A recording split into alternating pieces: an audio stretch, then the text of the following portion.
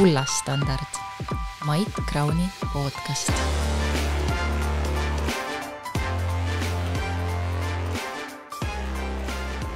Tere hea kuulaja ja vaataja. Täna on eetris Kullastandardi 25. saade ja meil on täna külas Urmas Sõõrumaa. Tere Urmas. Tere. Ja sissejuhatus, Kullastandard.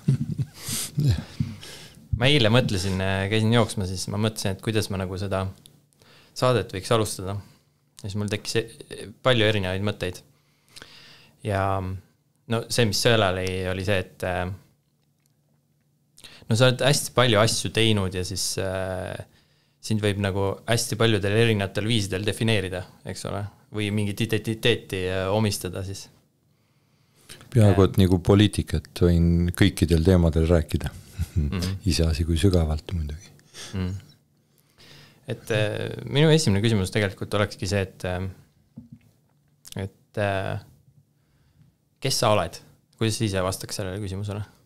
Elukunstnik.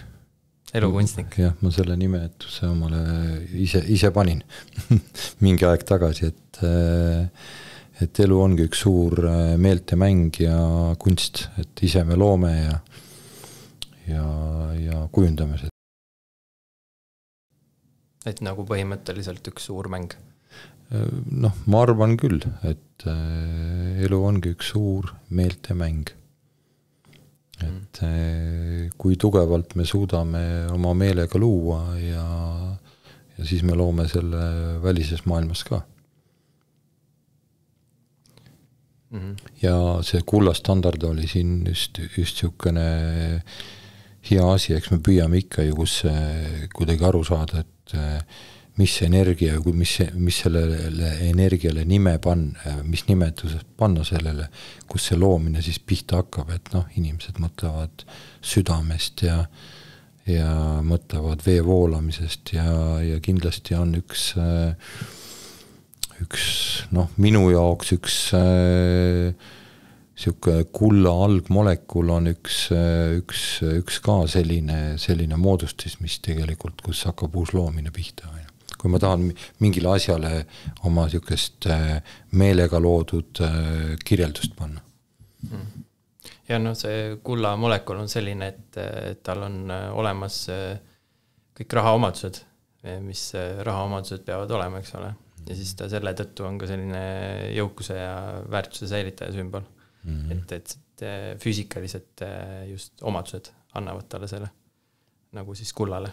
Sellepärast, et noh, kui Mendelejevi tabelit vaadata, siis Mendelejevi tabelis, kui välistada järjest elemente, siis lõpuks kõige paremini vastab rahaomadustele siis kuld. Tead, on ju suur universum, on linnutee, on kuu ja päike, on Mendelejevi tabel ja kõik muud. Tead, miks need välja mõeldud on? Nii. Selleks, et me rääkida saaks sellest. Jaa. Äkki neid ei olegi? No mingist perspektiivist jah, võiks öelda, et okei, läheks nüüd, muidu läheb liiga tiibiks, aga jah, ütleme, et olen elukunstnik. Loon oma elu ise. Sulle antakse looja abiga lood ise. Sulle antakse sellist, või noh, ma ei tea, tõenäoliselt sa ise nagu kannad ka mingil määral seda, et sa oled nagu ettevõtja. Noh, siis kui me saame nagu sõnaliselt seda niimoodi nimetada, kuidagi kirjeldada seda tegevust. Et ma olen ühiskonnas loonud endale sellise kuvandi, et ma olen ettevõtja. Võtan ette ja teen ära. Ja kas sa pead nagu loomult ka ennast ettevõtjaks? Kas see on loomuomane sulle? Noh, jälle, jah, kuna me juba hakkasime siin natuke niimoodi filosofeerima, siis ka kõik inimesed, kes midagi ette võtavad ja ära teevad, noh, kas või spordis, nad on ju ka ju mõnes mõttes ettevõtjad. Aga noh, inimesed on siis kuidagi võtnud tänases maailmas, et ettevõtja on see, kes siis läbi oma töö siis raha teenib. Et see on ettevõtja, et siis ma olen tänases maailma kuvandis ma olen ettevõtja. aga kas on mingisuguseid põhimõtteid või väärtusi, mis seda tegevust ka nagu toetavad või mingil määral ka juhivad ettevõtluses? Noh, ütleme, nimetame seda, kuidas kas 10 käsku või inimlikkus, lihtsalt niisugune inimlikkus, siis me ei vaja, kui me suudaks oma üldinimlikke väärtusi pidada, et siis me ei vaja neid regulatsioone ja kõiki asju nii palju, et me kõik teame ju, mis on halb ja mis on hea ja mis on valus ja mis ei ole ja et noh, minul on põhiliselt sellised väärtused, et mis, nagu kuidas öeldakse, et kui ei sügele, siis ei ole mõtet sügada. Et see, mis sulle ikkagi nagu hingele kõdi pakub, et siis sellega on mõistlik tegeleda. Kuigi elu pakub ka selliseid asju ette, mida lihtsalt peab ära tegema. Mis sellised asjad on näiteks sul olnud? Noh, eks need on võib-olla teatud mõttes olmelised asjad ja noh, minu elufilosoofia järgi tegelikult me elame siin duaalses maailmas. Lihtsalt kui me juba 2 jalaga siin oleme, siis on vasak ja parem ja pluss ja miinus ja öö ja päev ja mees ja naine ja kõik muu. Et ja siis noh,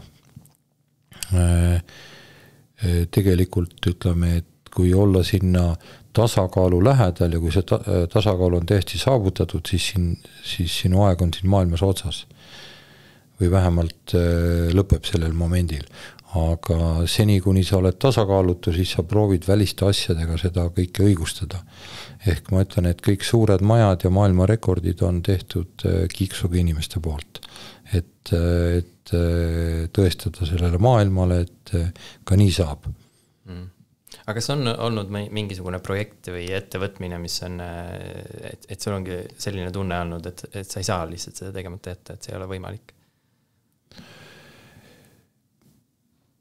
Ja peale olme asjade siis nagu? Noh, eks ikka on mingisuguste, noh, eks need on ka olme asjad, mingisuguste võib-olla lähedaste inimeste aitamiste ja tegemiste ja eks ettevõtluses on ju ka osad asjad, mida sa teed rõõmuga, osad asjad, mis sa pead tegema, ükskõik. On see kas või maksude maksmine või raamatupidamise korraldamine, et noh, hea meelega lihtsalt teeks ja looks. Et selleks, et loomine, ma olen oma arheotüübilt looja, et minu esimene emotsioon siin maailmas on imestus. Vaata, milline.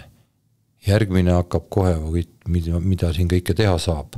Ja alles 3. tuleb minu ego, et mina teen. Et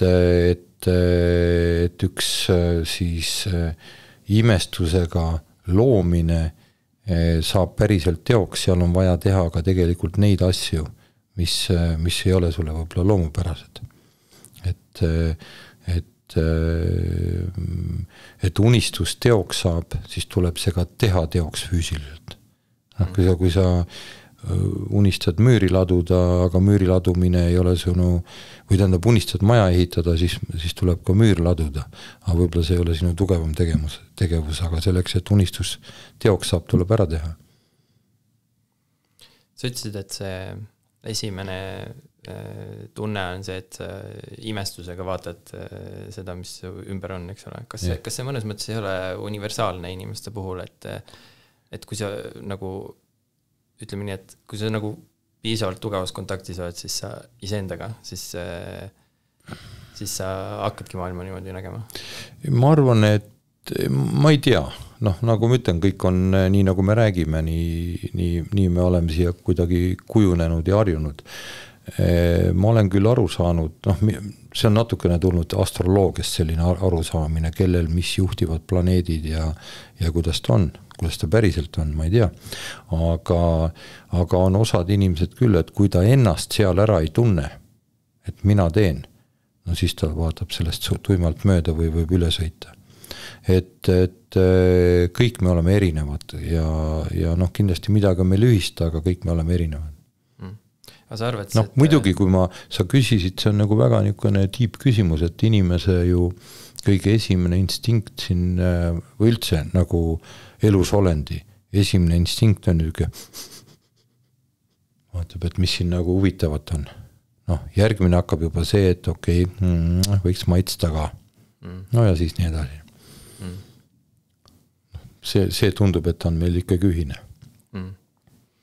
Kas see, see on uudisimu, et mul vähemalt see nagu uudisimuna väljendub.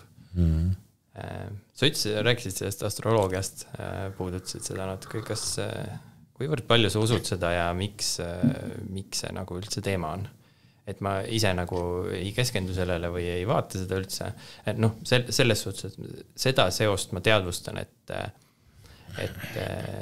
kõik mõjutab kõike ja järelikult siis tähed või nende siis liikumine, see, kuidas nad on, mõjutavad siin maa peal olevat elu ka. Ja. Aga nüüd, et täpselt kuidas ja kes seda nagu ütleb või defineerib, selle osas mul on nagu kahtlused. Et kuidas sina nagu näed seda astroloogiat? Ega ütleme, et oleneb, kui sügavuti seda vaadata, sest et tõepoolest see on siin üle 4000 aasta vana uurimiste võrdluste tulemusena saavutatud ja ma arvan, et inimesed on ikka väga sügavast kohast läbi käinud, et leida, et võrrelda siis mingisugust käitumist mingisuguse planeediga või mingisuguse loomaga või iseloomustada seda mingisuguse looma energiaga või nii edasi.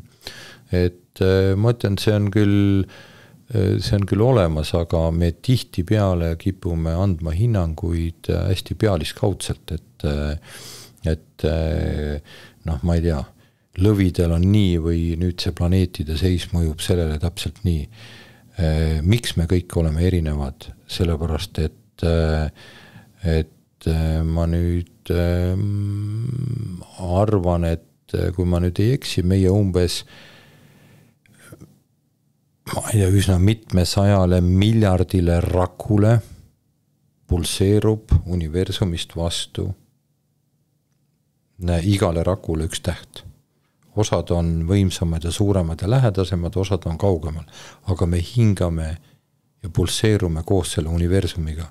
Ja kujutage ette, kui need miljardid seal natukene nihkuvad oma suhtes ja see annabki tegelikult meile omaduse.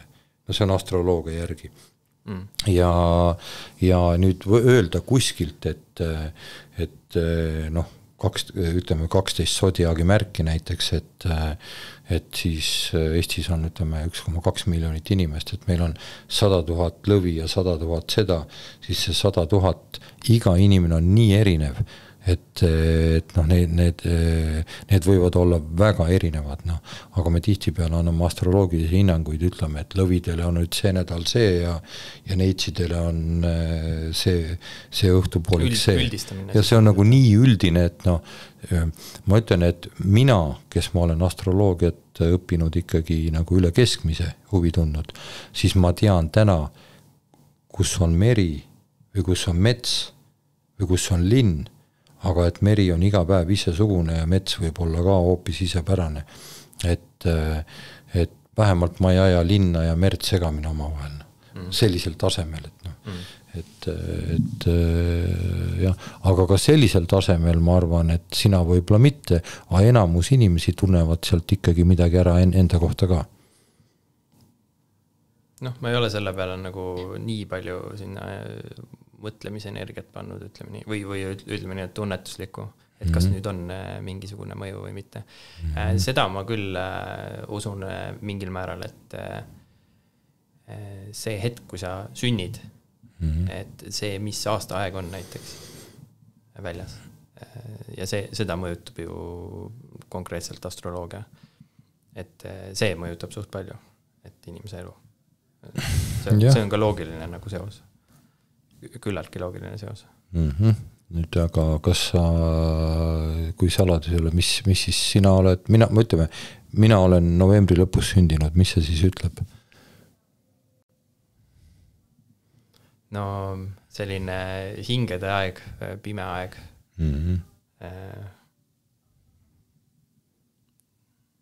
Jah, eelkõige nagu ütleme niimoodi, et pimedus, et see just valgust on vähe tollel ajaperioodil. Aga ma ei tea täpselt selles suhtes, et seda peaks nagu tunnetama rohkem. Ja, no nii võib igasuguseid asju võib tegelikult võrrelda. Defineerida kuidagi. Ja. Et aga sellega ma olen väga nõus, et inimesed on üldiselt hästi unikaalsed. Kahte ühesugust ei ole olemas. Sa oled öelnud, et sul on oluline on see, et inimesed teeksid neid asju, mis tegelikult nagu puudutavad nende südant. Kuidas ettevõtlus sinu südant puudutab? Jah, ta on kuidagi nagu niimoodi läinud, et maast madalast olen ma kuidagi tahtnud ise hakkama saada. Mäletan, ma olin mingi 10, 11, 12, et siis ma ikkagi koloosi kapsapõldu ikkagi kõplasin nii, et ma teenisin ikkagi, ütleme niimoodi, mitmekordset keskmist palka tolle aja kohta. Et miskipärast olin ma valmis väikese poisina 12 tundi põllul kivide vahel kapsaid kõplamana. Et mingisugune drive on mul sees olnud ja hiljem ütleme, et minu niisugune murdekoht tekkis siis, kui ma olles töötanud 5-6 töökoha peal, siis sattusin Soome tööle siis autosid remontima ja maju värvima ja ehitama ja töötasin 15-16 tundi iga päev, 6 aega ja siis sain suure pataka markasid, tollel ajal Soome markasid peo peale. Siis ma mõtlesin, et nüüd lähed Urmas koju, hakkad tegema ühte asja sama fokusseeritult, sama tõsiselt 15-16 tundi päevas, nagu sa siin tegid ja ennem tuleb soomlane sulle tööle, kui sina sinna lähed ja see kõik täitus. Minu üks parimaid abilisi oli soomlane Lauri Salaranta, kes aitas mul turvafirmat üles ehitada ja ma keskendusin ainult sellele ja kui ma tagantjärgi vaatan, et ma olin nagu nii õhinaga asja kallal, et see ei saanudki teistmoodi lõppeda kui 80% Eesti turgu ja 50% Läti-Leedu turgu. Aga kus see õhin nagu tuli? See tuligi nagu südame kaudus? Või? No jah, ütleme, et eks ta ikkagi oli see, et eks loomulikult oli mingisugune tõestamise vajadus, aga ma hilisemates filosoofilistes rännakutes oled ikkagi võtnud omaks selle, et inimese roll on ka siin maailmas teenindada, mingisugust teed läbi käia ja nii edasi, et kui juba käia, siis käia täiega. Ja nii ma olen endale võtnud selle. Sa rääkisid seal 2021 aasta investeerimisfestivalil käisid esinemas. Ma ei tea, kas sa pärast oled käinud seal festivalil esinemas või mitte? Vist käisin eelmisel suvel. Vist käisin eelmisel suvel, jah. Ma vaatasin toda ja seal sa rääkisid sellest, et toona siis, et sinu viimase aja suurim kirg on sugupuu ja eelnevad põlvkonnad ja mis sealt tuleb. Et miks sul on niimoodi, nagu sul on ja miks nendel inimestel oli nii, nagu neil oli, eks ole. Põhimõtteliselt siis nagu sellised põlvkonna mustrid või see, kuidas nad elasid üldse. Mis sa, nüüd on 4 aastat möödas sellest, mis sa nagu leidnud oled sealt? Eks minu puhul on ikka nii, et ma suudan mingi 4-5 aastat keskenduda nagu hästi kirega ühele asjale, siis see kirg natukene jahtub ja siis sul tekib lihtsalt taipamine, see õhin kaob ära, tekib natuke taipamine. Ja eks sellest 7 põlvkonna loost ja sugupuu mustritest ja sellest on ju raamatuid kirjutatud ja palju arutletud selle üle ja ega ma arvan tänaseni, et me tegelikult kanname kaasas suurt koormat oma sugupuu mustrit, aga kui me hakkame seda uurima, siis meil on põhiküsimus ikka miks ja see miks ei lõpe mitte kunagi ära, sellepärast et sealt võib minna kuhu maani tahes. Mina jõudsin sinna maani, et iga 7 põlvkonna tagant siis tehakse siis kõvaketas enam-vähem puhtaks suures plaanis ja osalt tehakse ka 4 põlvkonna tagant puhtaks, sest muidu koguneb sinna seda koormat nii palju, et me ei jõua ära vedada seda lihtsalt. Aga mida selle kõigega siis teha? Teha on lihtsalt aksepteerida, et nii on, tunnistada endale seda, et sina ise oled unikaalne ja sa ei pea seda järgi vedama, sa saad sellest ka lahti lasta ja marssida edasi. Aga ma istutasin siis ka sellise 7 põlvkonna pargi ja ütleme, et nimetan seda hiieks, Pühali hiieks ja see hiiepäeva tähistamine käib meil igal aastal mai 3. pühapäeval ikka edasi ja ütleme, et eks selle teemaline arutelu käib ikka, et tänaseni minu juurde tulevad või sattuvad üsna tihti inimesed, kellel on mingid mured või abi vaja ja siis üks minu käsitlus on see, et poisid siis võtavad suurema energeetilise koorma kaasa emapoolsest isaliinist ja tüdrukud võtavad siis isapoolsest emaliinist ja see käib nagu DNA niimoodi läbi ja kui sa hakkad seda liini vaatama, siis tulevad need mustrid sealt varem hiljem välja. Et teinekord on vaja niisugust trambisugust käitumist, et keegi peab nipsuga otsa ette laskma. Kui sa muidu suudad seda kinni hoida, kui keegi nipsu laseb natuke otsa ette, siis tuleb ta põmdi välja, sinu see muster sealt. Et mis sa nagu, nii palju kui sa sellest rääkida, mis sa nagu enda kohta oled õppinud? Ei, minul on nagu, ütleme, väga ilus kõik, sest et ma arendan maa kohta, kus on elanud 12 põlvkonda vähemalt, minu esivanemaid. Mulle tundub, et ma teen päris palju oma 4. põlvkonna vanaisa nagu algatatud tegemisi aga ka kaugemate põlvkondade tegemisi. Ja selles sugupuus on nii pargirajajaid kui ka loojaid täpselt asja nagu minagi teen. Nii et mulle tundub kõik see täitsa niisugune loomulik ja minulik see, mida mina elus teen. Ja mingil hetkel see kuidagi, ma räägin nagu enda kogemusest, et tundub nagu loomulik, et see su identiteet nagu nihkub selle laiemaks niimoodi, et sa hakkad ennast nägema kui põlvkondade nagu osa nagu põlvkondadest.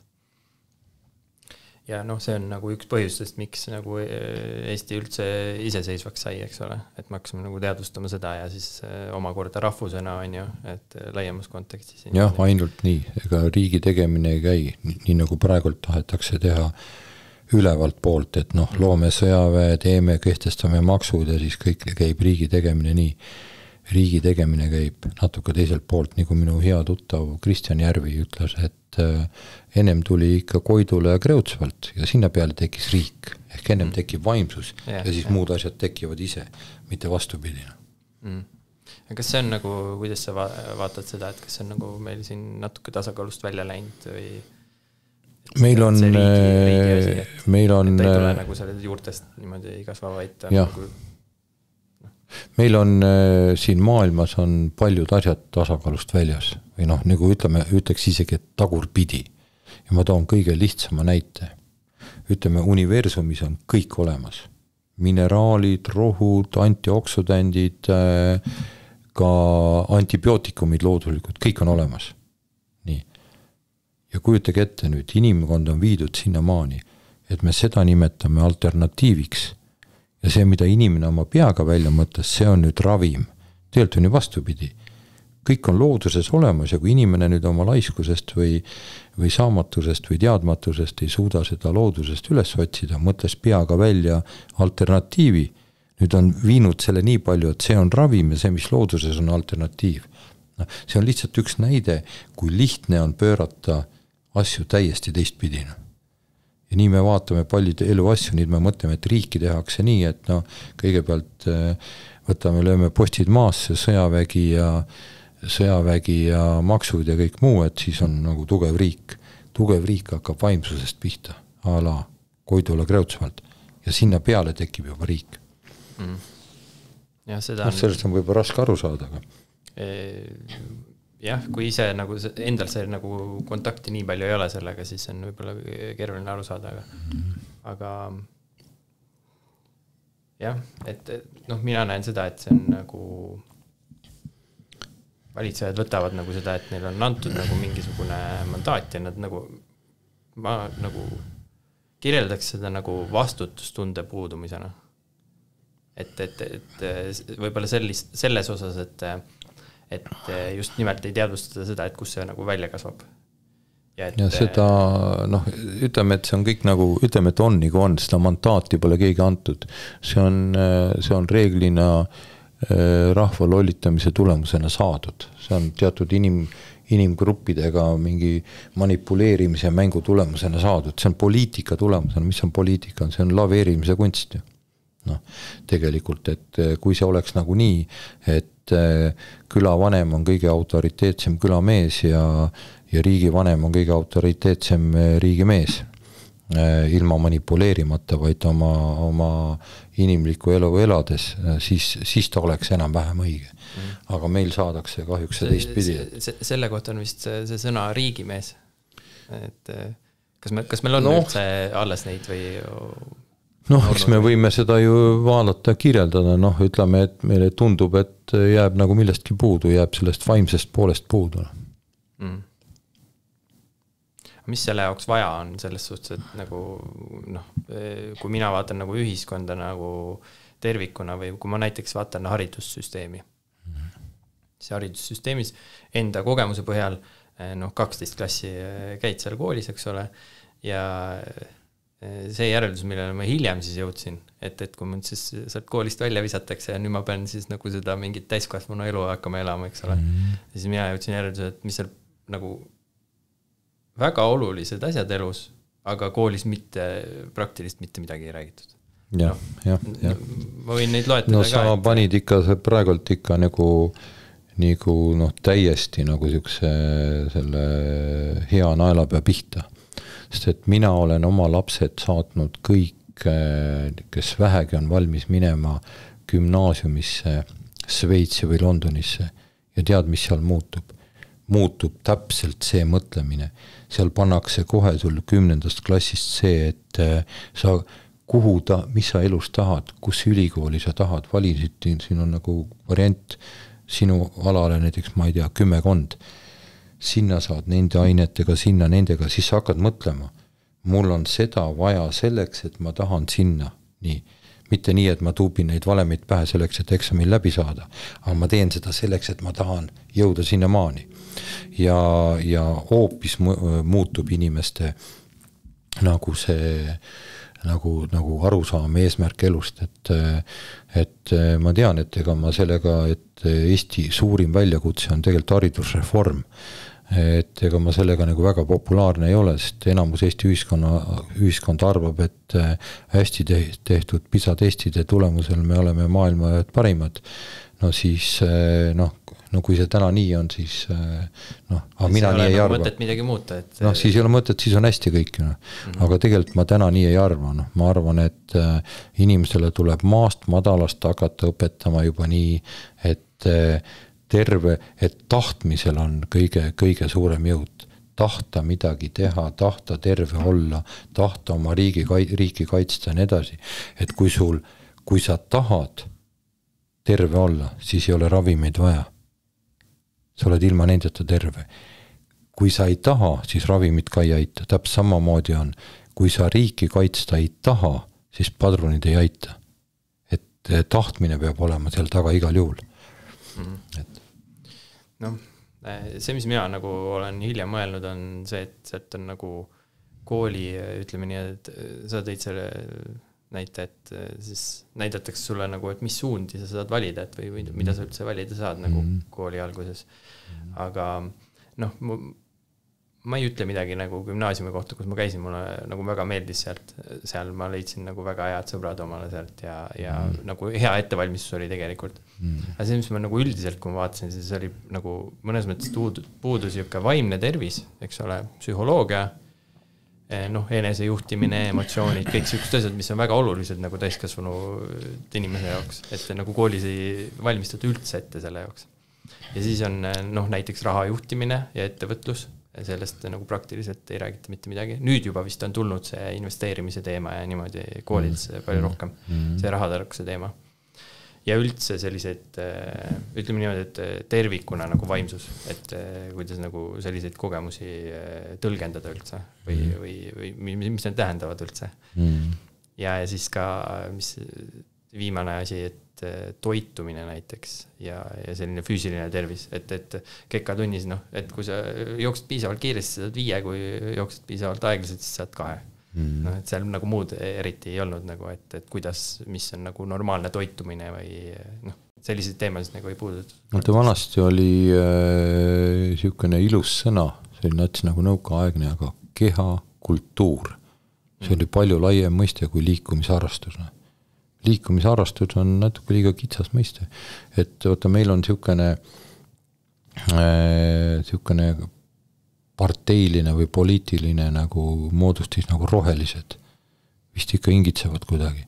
Küll need on käinud minu käest. Teile vahetsin need toetusprotsente, see oli vist 1,4%. Jah, on käinud küsimas abi ja nedali. Mina ütlen, et minge minema, kui suudate, see on rohelus on nagu sõimusõna tänane. Kui suudate tulla millegi mõistlikuma välja, näiteks eluterve Eesti või ütleme, võtta nagu kogu käitumist, mitte lihtsalt kas põõsas on või ei ole, aga terve inimlik vaade kogu universumile. Seda liikumist ma toetaks hea meelega. Aga me oleme rohelised, andke meile raha, et me tahaks seal ka kuidagi üle künnise saada. Siis ma ütlen, et see ei toimina. Aga kuidas see sinna hariduse konteksti selles osas asetub? Et kas sa näed ka niimoodi, et need asjad on nagu haridusest puudu mõnes mõttes?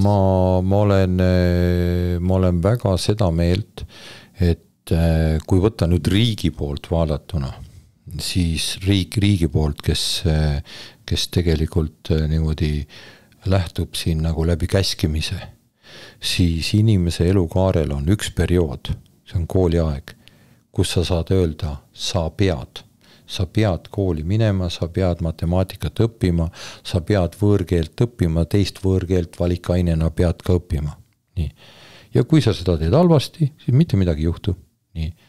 Aga kui sul nüüd ei ole näiteks füüsilist ega vaimset tervist, siis on kohe haigekassa oma vahenditega, miljarditega abiks ja kohe valmis seda ravima.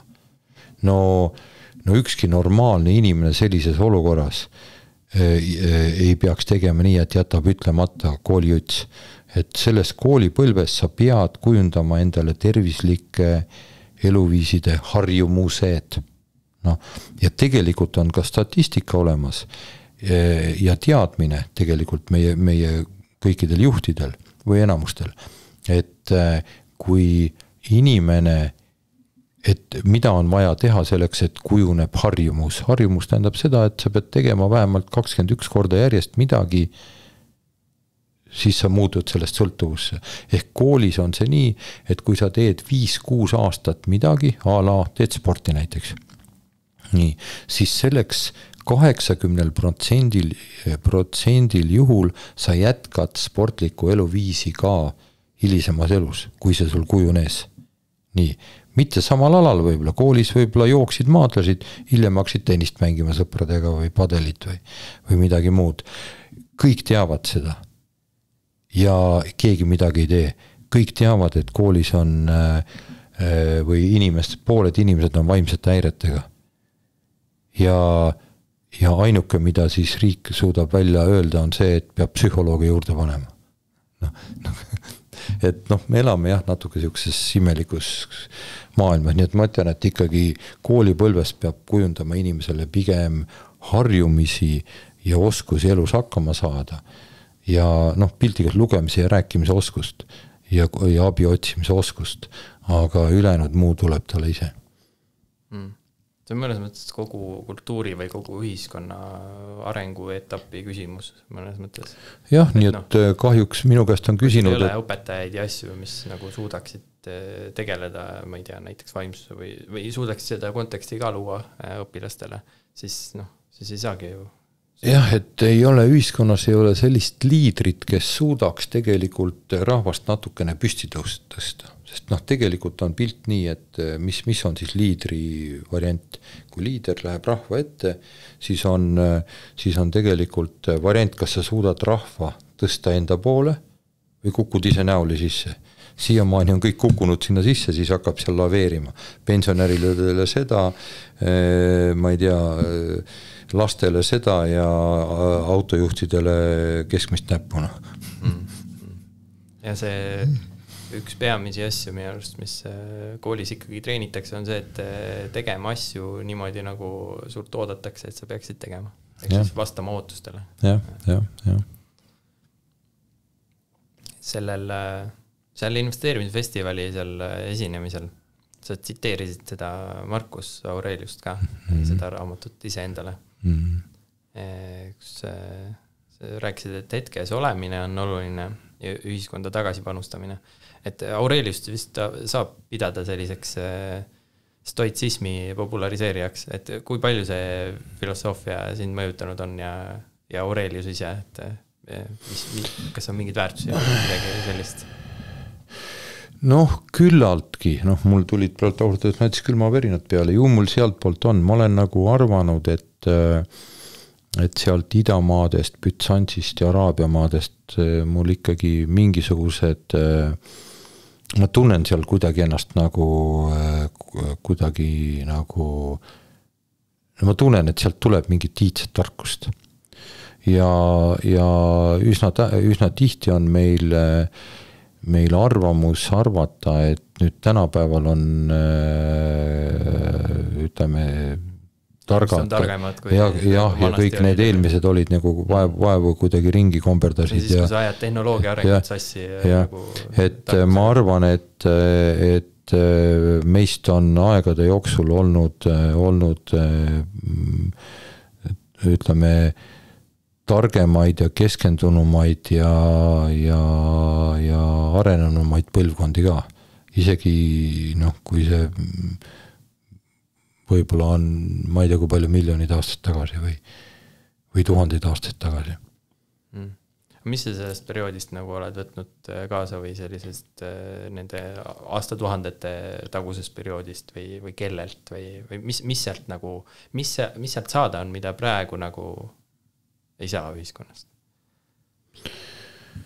Ma ei oska seda öelda, et ma olen ka öelnud, et tegelikult on meil hästi äge aeg elada. Et me magame palju mugavamas ja pehmemas voodis kui Kleopatra. Me saame ilma sõdimata avastada palju rohkem maid ja mandreid kui Aleksander Suur omal ajal. Nii et tegelikult on praegu täitsa äge aeg elada. Et see oli too aeg ja võib-olla see teatud teatud inimlikkusi oli siis teistmoodi, aga ajad on erinevad. Et ütleme, mõned asjad, eks ma olen ka natukene võib-olla vanamoeline ja mõned asjad, mis praegult arenemas on, ükskõik kas või see piiride kadumine naise ja mehe vahel, ja nii edasi, et mulle tundub, et selles mingi arusaam tekib, et siis vähemalt ikkagi üks põlvkond veel ikka põrutab ikka täiega seina, ennem kui siis tekib nagu uus arusaam. Tavaliselt minnakse siis äärmusesse ja siis... minnakse äärmusesse väga valikuliselt, et kui tahetakse siis näiteks naise ja mehe vahele võrdsust luua ainult meelevaldsetes valdkondades, siis on see vähe, paneks siis juba igale poole. 100 meetri stardis ja kangi all ja laste sünnitamisel ja igal pool võrdses võrdse joone peal, et no siis, aga nii ei tehta, tehakse seal, kus on kuidagi viisi tundub omale mugav või kellegile võimupositsioonidele, et küsimus on ikkagi nagu nende, kes neid asju teevad, nende jaoks on oluline, et võimupositsioonid oleks just need. Tähtis on arusaam, mitte naisi ei ole vaja panna meestega võrdselt võimupositsioonile, vaid tähtis on teadvustada endale seda prantslaste vana ütlemist. Kui sa ei saa mõne mehe käitumisest aru, siis vaata tema lähemat naist, mis tema selja taga on. On see teinekord ema, vanaema, naine ja vaata sealt tuleb tema käitumine. Nii et naine mehe lähedal tekitab tegelikult terviklikkuse ja kui seal on mõrad, siis läheb katki. Aga kui me nüüd lihtsalt paneme meelevaldselt neid arvude järgi kuskile eluvaldkonda, siis see ei tööta. Ja mis see seadus vist, ma ei tea, kas esimesel lugemisel või kas võeti vastu või ma ei tea täpselt, aga see, et börsiettevõtete juhatuses peab mingi hulk olema nagu seda alaesindatud sood. Et täpselt ei saanudki aru, mis alaesindatud sugu on. Võtta, mul tekitab alati vastukarvu, kui keegi ütleb, et peab. Kas on keegi keelanud kunagi või? Mitte keegi ei ole keelanud. Mina olen oma turvaettevõttele, kus töötab 90% mehed, ma olen otsinud ja unistanud, et leiaks ühe naisjuhi sellele kukekarjale sinna ette. Vot ei ole täna leidnud veel. Minu jaoks on nagu see võib-olla et see peab ja et teine asi, et see, et nagu miks börsiettevõtted, miks mitte riigiettevõtted, et kui riik hakkab kehtestama siis oma nagu ettevõtted, et hakkame siis tegema, et esimesena enda aias nagu hakata tegema neid asju. Kuna see börsi tõenäoliselt, see tuleb kuskilt juba nagu välissurvena. Äkki tuleb mingi Euroopa Liidu mingi direktiivi või mingi suguse asjaga, Aga lähme siit edasi selle vaimsuse, sellise enesearengu ja siis ettevõtluse seoste juurde. Sa oled sellest palju rääkinud, sellest taoismist. Millal sul tekkis see huvi sellise, taoismi võib pidada nagu religiooniks? Ütleme, et huvi sellise vaimsuse vastu. Ta on pigem elufilosoofia. See on pigem elufilosoofia. Aga mis see nagu tuum on seal? Eks need nagu kõik, nagu need taoistlikud, budistlikud, samanistlikud, kõik need lähenemised, eks see on nagu astroloogiagi, eks ta on siis mingi elamise viis, kuidas ära elada ja ütleme see taoistliku viisi nagu siuke alus, I Ching ja nii edasi, see on paljudele täna tuntud, ütleme siukestele elu arusaamadele on nad niiseks aluspõhjaks. Ja kuna ta on ka 1000 aastaid siuke vana, et siis ju seal mingi tõde on olemas sees. Mitte kindlasti on selle olemas. Kõik asjad, mis täna tegelikult maailmas eksisteerivad, ükskõik on nad sõjad või mingid internetid või AI-d või nii edasi, et ei maksa erutada. Et tegelikult on nii, et Jumal loob, inimene teeb. Ja ka need taoistlikud asjad on Jumala loodud. Nii et meil, kui me tunneme ennast seal keskel hästi, siis ongi hästi. Kas võib öelda, et selle funktsioon nagu mõnes mõttes, kui ma nagu ise mõtlen kogemuslikult, selle funktsioon on nagu anda mingisugust tõlgendust kogemustele, mida sa koged. Et kui sa, ma ei tea, saad mingisuguse müstilise kogemuse või kogedki seda duaalsust või sellised asju, et siis sa automaatselt nagu hakkad otsima nagu enda peas nagu tõlgendust nendele asjadele, et mis see nüüd tähendab siis või mis ma nüüd tegema pean või et siis nagu religioonid tulevad selles osas nagu appi, et aitavad nagu inimestel tõlgendada. Inimese loomulik ütleme siukene olek, eks ta tahab ikka terve, tugev olla ja siis siukse maailma katsumustele vastu pidada. ja noh, sealt kandist on tulnud ka siuke ütlemine, et kui inimene kontrollib oma füüsilist keha, siis ta kontrollib 20% oma saatusest. Tähendab, pikali kukud, noh, ei löö pead ära või jõuad ka püsti tõusta ja kui on vaja ohu eest ära joosta, siis jõuad joosta ja kui on vaja kaitsta, siis kaitsta. No see on nagu see mõte natukene. Kui sa kontrollid oma meelt ja emotsioone, mõtteid, siis sa kontrollid 50% vähemalt oma saatusest. Ja kui sa kontrollid kogu oma elu energiat, ehk saad aru, et sa oled üks tervest sellest maailmast ja pulseerud selle maailmaga koos, siis sa praktiliselt oled ise oma saatuse sepp. Nii et ja kes siis ei tahaks terve olla ja hakkama saada ja vastu pidada ja tervelt elada ja nii edasi, et noh, need on kõik sealt tulnud ja taoistlik siukene elukäsitlus on siukene minu meelest nagu väga lihtne ja praktiline, mis näitab ära, et tegelikult hästi paljud asjad on sinu enda käes, kui sa need ära teed, siis nii ongi. Ja sinu parimad ütleme, ravijad on sinu enda käed ja sinu kompass on sinu sees ja kõik on sinuga kogu aeg kaasas.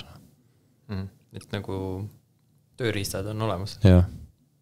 Ja põhimõtteliselt see taoism siis nagu näitab näpuga nendele tööriistadele, et need vaata, et siin on need, et neid, sa saad neid ja ta teeb seda väga niisugusel lihtsal praktilisel viisil, et võib-olla tihtipeale, noh, kuna ma olen natuke praktiseerinud ka igasuguseid joogalikke harjutusi ja nii edasi, et kui sa seda hakkad ikkagi ilma nagu seda aluspõhja filosoofiat omandamata hakkad nagu tegema, siis selle arusaamiseni läheb ikka tükk aega, et hea on.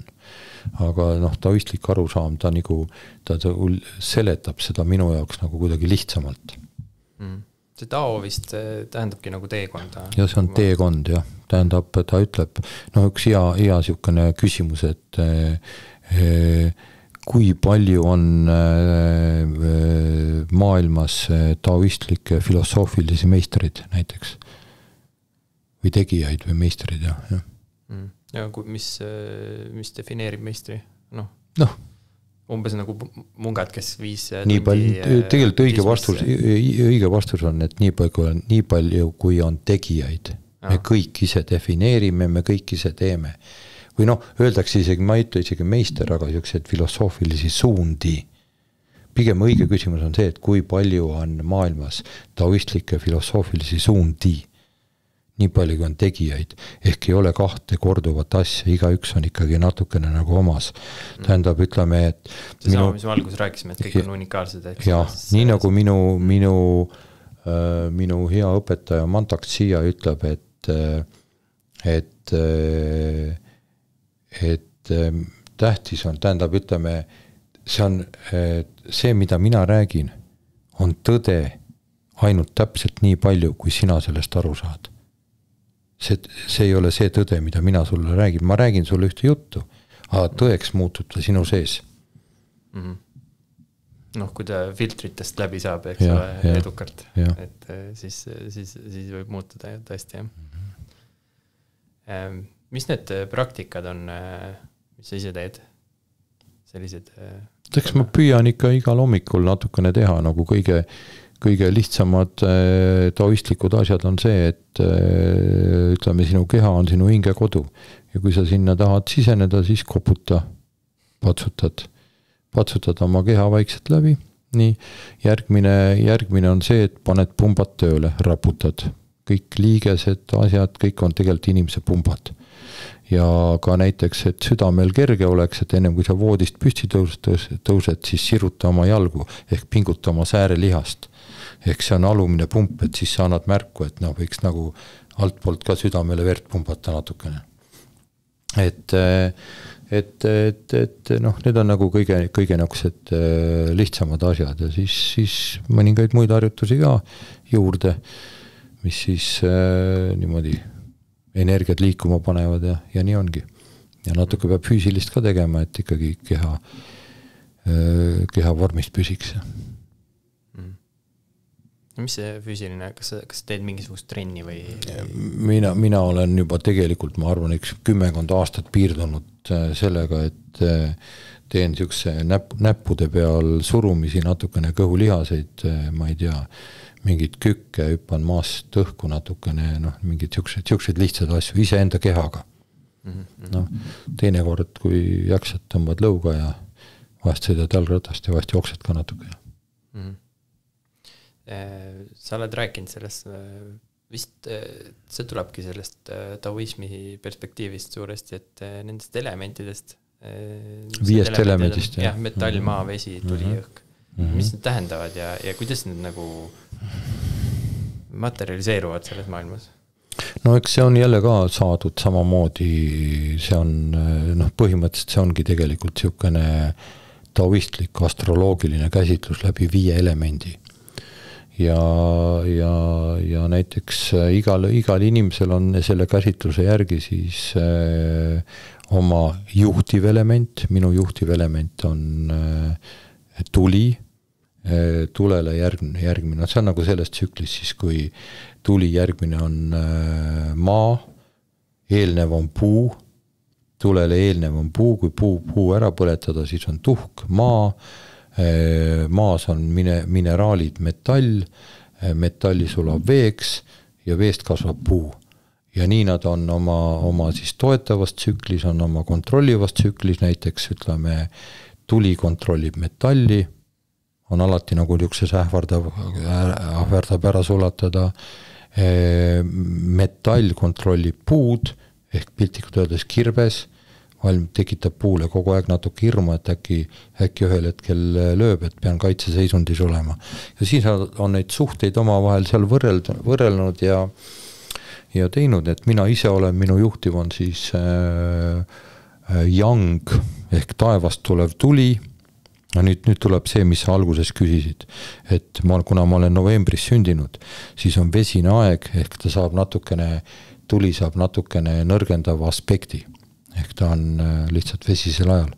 Kui ma oleks sündinud näiteks juulikuuses, siis ta oleks saanud tugevdava aspekti. Et, ja minu väljund on siis järgmine, on maa ehk maaasjad. Maaasjad on ka päris maaasjad, maaga seotud asjad, aga ka kõik nagu struktuurid. A la turvafirmad, sõjaväelised asjad, sellised käitumised. Natukene, et ja kuna minu väljund on 3 korda suurem kui mina ise, siis alati, kui mul on tund vaba aega, siis on mul 3 tunni eest mast asju, mida ma pean ära tegema, ja kui mul on, ma ei tea, mingi hulk vaba raha, siis elu paneb mulle kohe ette asju, mida ma pean kindlasti kohe ära tegema, kuhu ma selle raha paigutama pean. Mõnel inimesel on väljund kinni. Ja vaat ei tule pauku, potentsiaali on nii palju, aga pauku ei tule. Nüüd küsimus, kuidas siis selle edasi. Et ja seal on siis taoistid välja mõelnud siukse sisemise meditatsiooni, kuidas siis neid sisemisi energiat siis liikuma panna, et need kinni jäänud asjad edasi läheks. Ehk see on siis, nemad on nimetanud seda siis 6 tervendavat heli.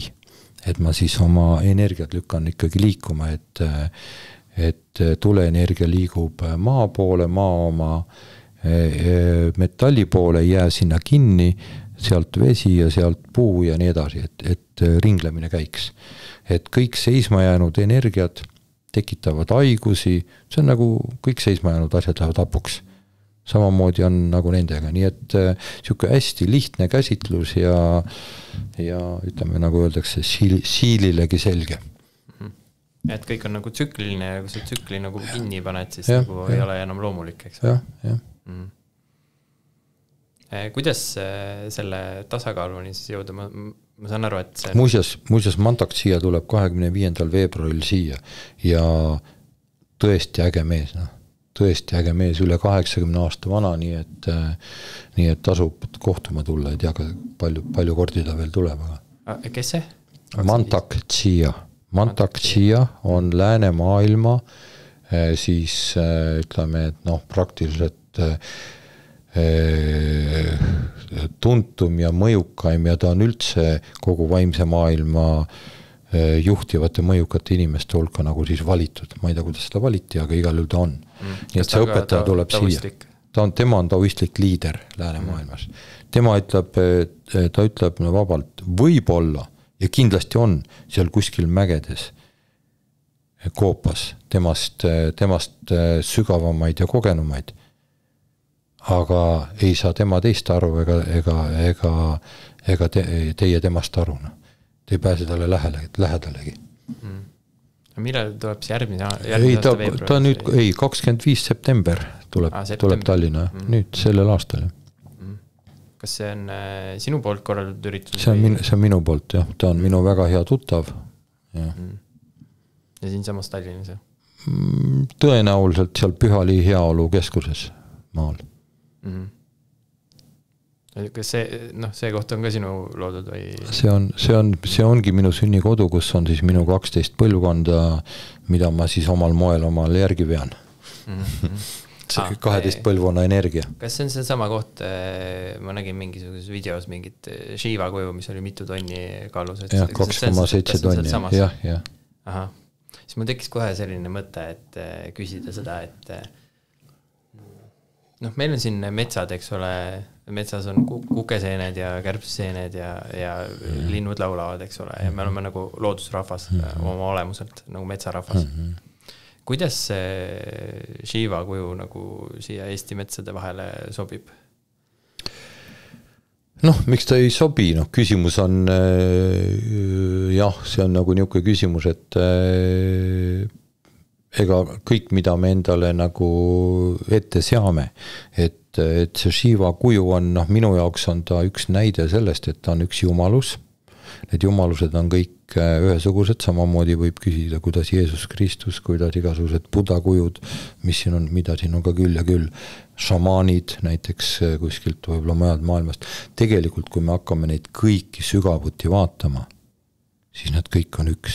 Nad on kõik ühest algallikast ja sellel algallikal, nagu minu hea tuttav Ivar Virkus ütleb, et 1000 nimega nimetu on see algallikas. Paneme talle Shiva, Jeesus Kristus, ma ei tea, kes tahes, mis nime.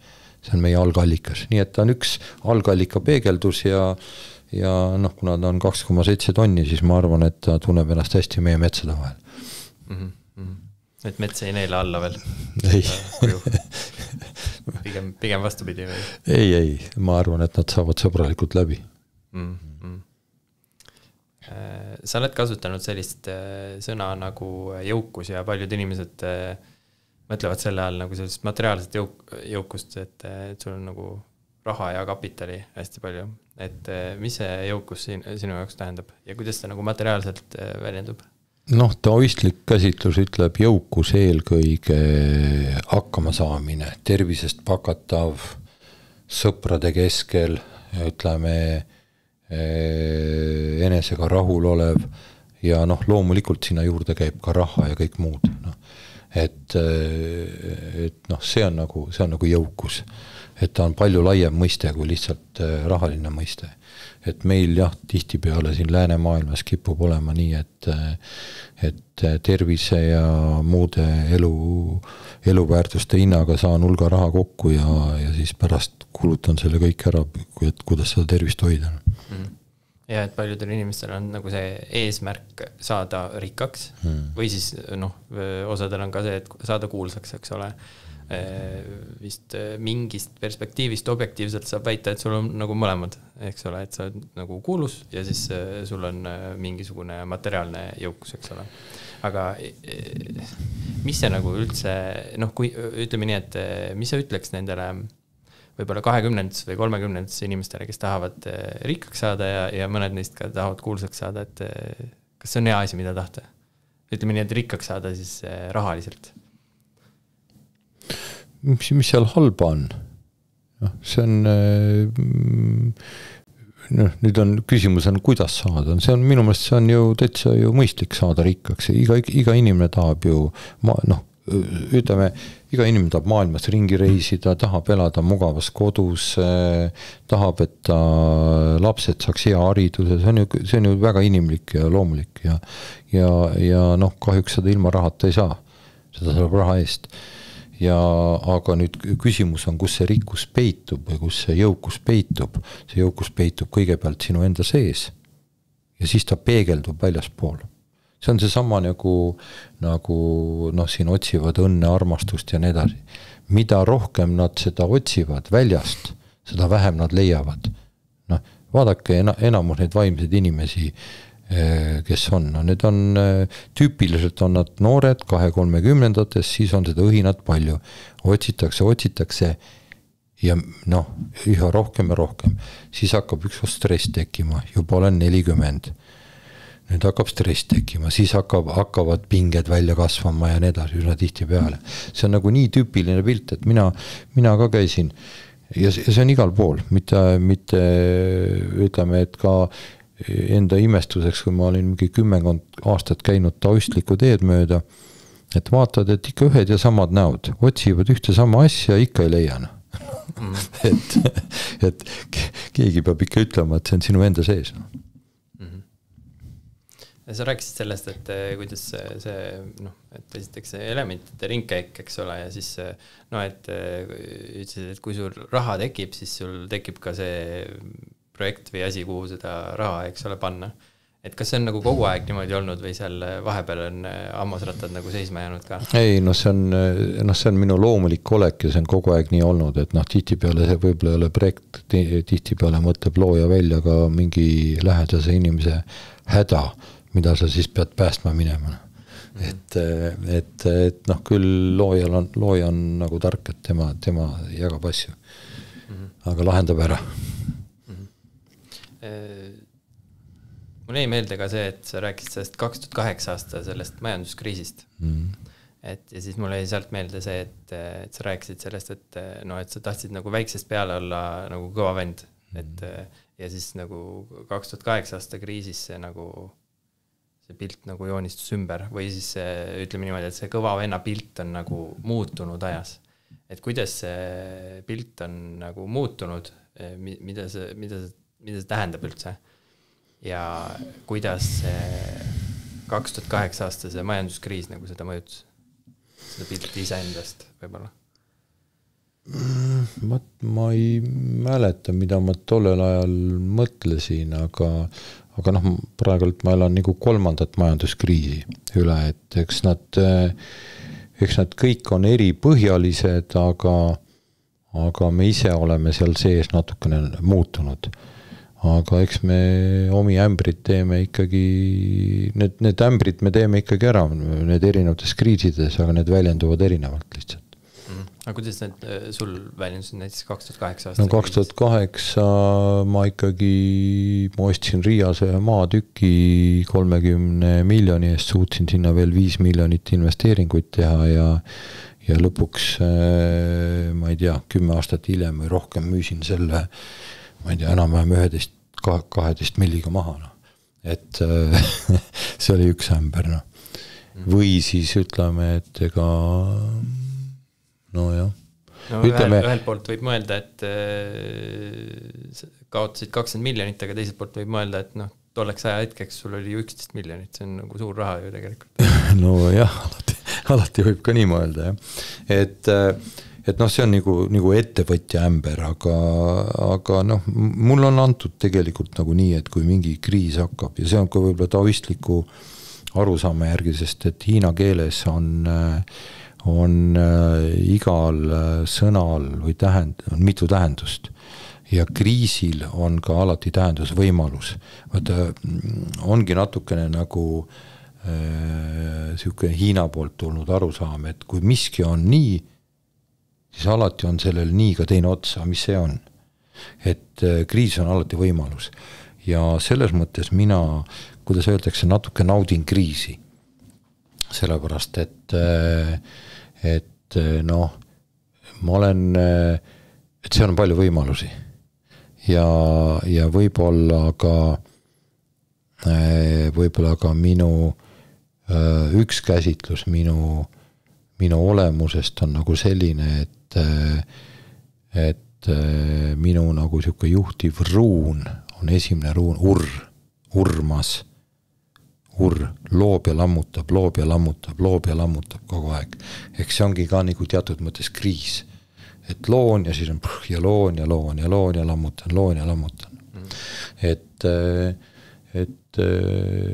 ma seda nüüd ka natukene teadlikult pehmendasin.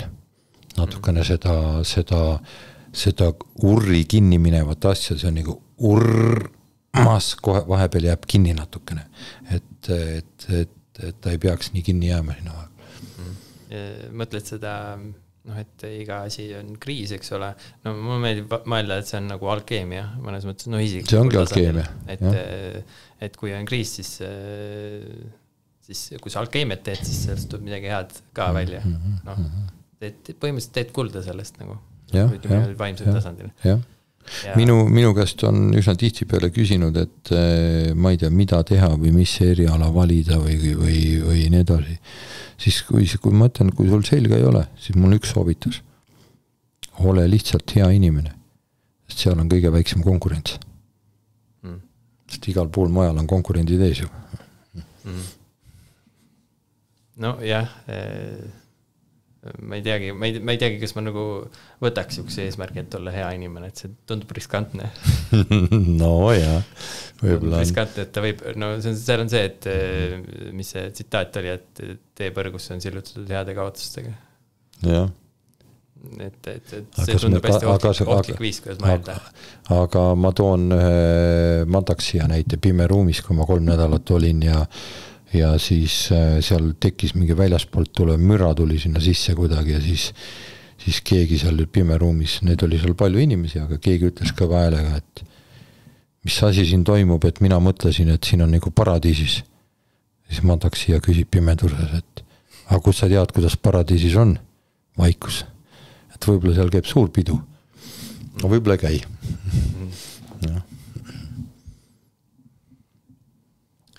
Ettevõtlust võib ka pidada nagu siis selles suhtes loomiseks või loominguks. Ja see sama asi, mis sa ütlesid, et inimene teeb ja Jumal juhib. Et kuidas sinu kaudu see loomine toimub? Kuidas sa tunned selle koha ära, kus ütleme niimoodi, et kus Jumal juhib ja kus sul nagu, või versus see, et sa teed nagu egost tulenevalt mingid asju? Ma arvan, et kõik, mis ma teen, on jumalik juhtimine. Jumal annab mulle vahepeal siis, ütleme, niukseid tõkkeid, kus ma pean siis ka üle hüppama võib-olla. Aga eks ikkagi see, et kuidas süda tunneb. Et ju siis see on nagu see õigem, mis südamele rahuldust pakub, et see on siis õigem tee, et kui see siin mingil määral häirib, siis, ja sa pead seda tegema, siis ma võtan seda ka kui jumalikku niisugust juhtimist. Aga kuidas sellest südame kaudu asjast aru saad, kas sa nagu suunad tähelepanu selle koha peale siis, või kas ta on nagu kuidagi siis, kuidas sa nagu kontakti saad sellega? Me anname tegelikult selle kogu keha tunde siis selle, ütleme, nagu koormuse või iseloomustuse südamele, et see on siis nagu keskmine koht iseenesest, aga ega jah, et ütleme, et ma arvan, et igaüks saame ikkagi aru tundest, kui südamel on hea. Kui see paneb meeldivalt põksuma südamet, siis ütleme, et südamel on hea. Kui ta paneb meil, ma ei tea, mingi kopsu või maksa kuidagi, see on nagu kujunenud arvamus. Hästi palju on nagu sellised iseloomustavaid sõnu ja kui me sügavuti läheme, siis me näeme, et seal sõnumites peidub väga suur maagia. Näiteks kõhutunne või hea nina või laks vastu tagumikku, et mõistus pähe tuleks või seal igal pool on väga sügav mõte. See ongi vist see, mille pärast öeldakse, et see talupojatarkus, need fraasid, mis just ütlesid, et need on nagu tõele palju lähemal kui need mentaalselt konstrueeritud mingisugused nii-öelda intelligentsed vastused. Need ei ole tulnud niisama kuskilt, nii et noh, tegelikult ükskõik, mida me kuuleme või näeme, siis meil peaks olema üks mõte, et see ei ole niisama, sellel on mingi sõnum. Noh, me ei pruugi tihti peale aru saada, aga tegelikult on seal igal asjal on sõnum. Ühesõnaga kõik asjad omavad tähendust. Muidugi. Ka see, et meie siin istume, me ei saa aru võib-olla, mis see on, aga üks mõte on see, et me ei kohtu siin eludes mitte esimest korda. Ainult täpselt ei tea, mis vormis. Mõtled siis nagu elude nagu erinevates eludes, jah, aga ka selles elus on mingi tähendus. Selle peale tasub vähemalt korraks mõelda, et mis see on. Ja sa siis põhimõtteliselt usud, et reinkarnatsioonil nagu taassundi? Ei, mina usun küll muidugi, jah. Kuidas sa seda nagu ütleme niimoodi, et ma nagu intuitiivselt usun seda. Mina ka.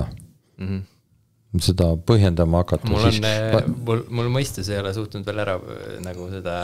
Ära selle peale näe vaevagi, sest et 95% inimese elus toimub kõik alateadlikult. Nii kui me hakkame mõistusega põhjendama, nii me suudame teinekord ma ei tea mida välja mõelda ja see hakkab meid pärast ahistama. Nii et mul oli üks nagu väga nagu meeldejäävaid ütlemisi on, et mäletate, kui siin hakkas Ukrainast sõda ja Vene sportlased ja olümpialiikumine ja edasi, siis rahvusvahelise olümpiakomitee siis saalis käisid tulised vaidlused ja siis Põhjamaad ja Baltikum ja need olid nagu ühtsed, et no, et Vene sportlased eemale ja sõdivate riikide ohvitserid ei pea võistlema meiega samal staadionil ja edasi ja siis ülejäänud maailm, need ei saanud nagu mitte tuhkagi nagu aru, sest et noh, nendest oli see sõda kaugel ja neil käis omalgi mingi sõda ja siis ütleme, et natukene ärritunud siis rahvusvahelise olümpiakomitee president Toomas Bach siis küsib, et aga noh, vaadake neid teisi, aga mis siis teil nagu viga on, et ja siis Taani olümpiakomitee juht ütles lihtsalt, me lihtsalt tunneme niimoodi. Ja see oli nii ilus. Meie tunneme nii, jah, nemad ei tunne, aga meie tunneme nii. Et see tunne on nagu hästi tähtis elus. Ja see oli see periood, kui sa ise olid ka olümpiakomitee, sa ise osalesid nendel? Jah. Väga huvitav. Võib-olla läheks... Tihti see mõte oli, miks ma seda kirjeldasin, on see, et sellest samast, mida me tahame teinekord oma väikese ajukesega nagu põhjendada, siis teinekord tasub öelda, et ära otsi seda lahendust. Ütle, et ma tunnen nii. Et see on hästi ilus. Jah, selle jaoks siis peaks selle intuitsiooni või sisetundega ka kontakt olema. Et vastasel juhul, kui ajada segamini, ütleme, mingite lühiajaliste emotsioonidega, siis tegelikult mõistus ikkagi opereerib nagu kõrgemal tasandil kui lühiajalised emotsioonid minu arvates. Minu peas hierarhiliselt on mõistus kõrgemal. Aga intuitsioonist ei ole mõistus nagu kõrgemal. Et siis ei tohi lihtsalt lühiajaliste emotsioonidega segamini intuitsiooni ajada. Ma pigem arvan, et selle mõistusega võib üsna kiiresti rappa minna. Et kui sa suudad oma intuitsiooni jälgida, siis sa oled igal juhul õigemal teel. Mõistus on lihtsalt alternatiiv. Et kui tunne on natuke kahtlen, et las siis mõistus aitab. Aga kui sa hakkad mõistusega tegema, see on see täpselt see sama jutt, et mõistuse välja mõeldud asi on ravim ja looduse pakutud on alternatiiv. Kas see sisemine areng on sellise jätkusuutliku äri ülesehitamiseks vajalik? See on üldse eluks vajalik. Et kui sa enam edasi ei arene, siis sind kutsutakse ära siit. nii et ole ikka õhinaga ikka õhinaga elus ja siis antakse veel aega. Aga kas on võimalik ka taandareneda?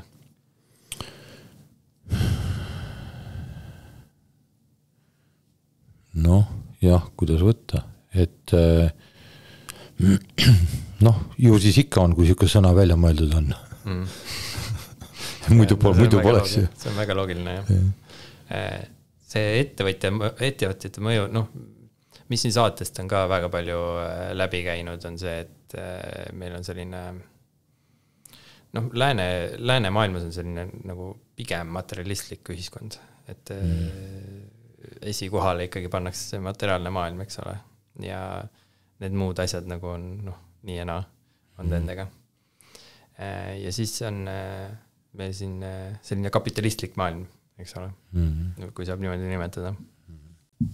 Ja selles kapitalistlikus maailmas on hästi olulised nagu inimesed, kes on ettevõtluses palju saavutanud või ütleme niimoodi, et kui need varade väärtus on hästi suureks kerkinud.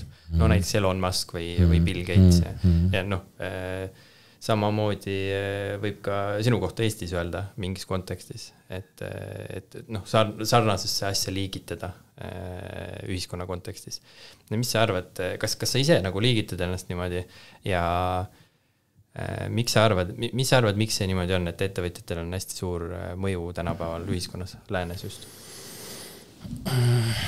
Ma nüüd ei tea, kas ta nüüd on väga suur mõju. Ütleme, et Elon Muskil ikkagi, näiteks Bill Gatesil aga need on mõned ja veel 10 võid nimetada. Aga võtame jalgpallurid või näitlejad, kui me käime maailmas kuskil ringi, ka enam-vähem heade kohtade peal ja vaatad, siis ma ütlen, et maailmas tuntud ettevõtjaid näen ma pigem harvemini, aga maailmas tuntud näitlejaid, keda kõik vaatavad ja tahavad selfie'si teha ja pildistavad ja ala sportlasi või jalgpallurid, neid näeb palju rohkem, nii et ma ütlen, et nende mõju ja tuntus on tihtipeale suurem kui edukaid ettevõtjaid, mida maailm tunneb. Ja see tuntus on tulnud kõik ja kus neie tuntus tulnud on? Läbi meedia. Elon Muskist siis ei teaks väga keegi, kui meedia teda ei tutvustaks.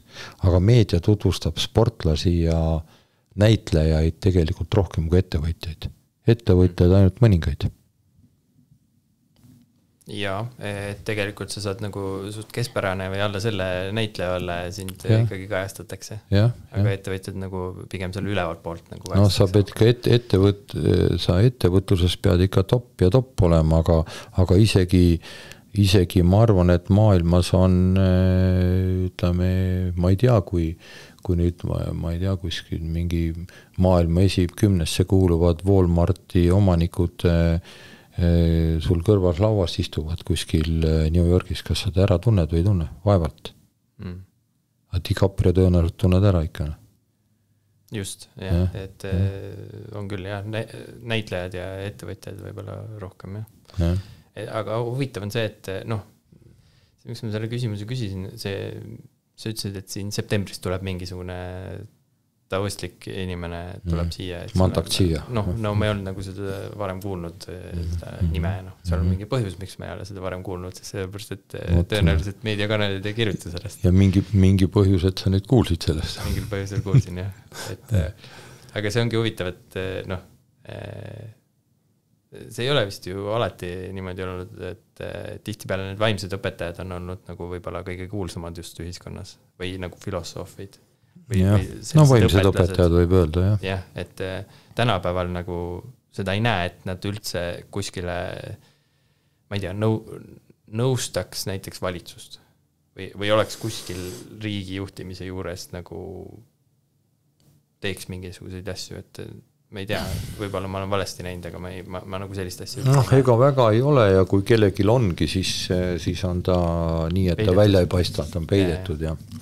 Aga seal on ju nõks see, et ju meie need valimiskord ja demokraatia on selline, et sind valitakse sinna heal juhul 4 aastaks ja siis sa pead siis sa pead ise kirema seal nii palju, et sul ei ole aega mingit pikemaajaliste ega filosoofiliste asjadega tegeleda, et muidu järgmine kord ei valita. Et ja selles seales need hädad kõik peituvadki tegelikult, et kas sa arvad siis, et see demokraatlik või selline süsteem ei ole nagu kõige parem?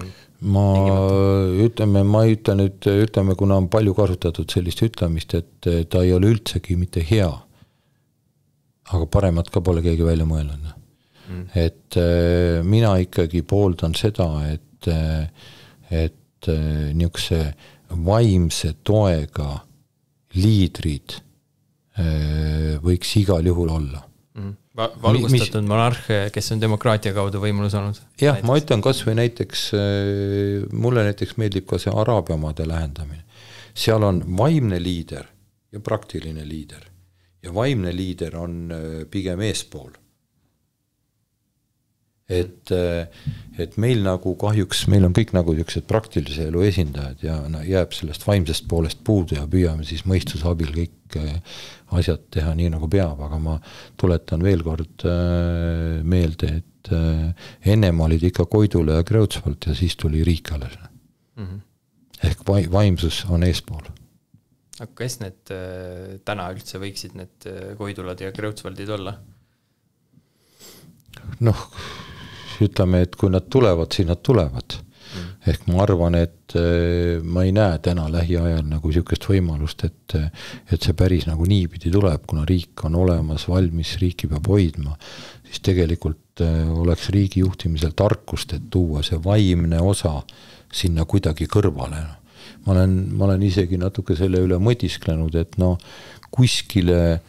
kuskile presidendi juurde tuleb tuua, kas presidendi valimiskorra, tema rolli ja volituste juurde tuleb tuua natuke nagu niukest, et tal oleks nagu seal see kannaks välja, sest peaminister on ikkagi praktilisel vedendaja. See on see probleem, et kui meil Iraanis on, nagu sa kirjeldasid, näiteks Iraan on üks riik, kus on niimoodi, et vaimne liider ja siis on nagu poliitiline liider. Aga meil, seal on siis islami järgi. Aga meil nagu sellist endale omast religiooni, millest ta võiks välja kasvada, nagu ei ole Eestis.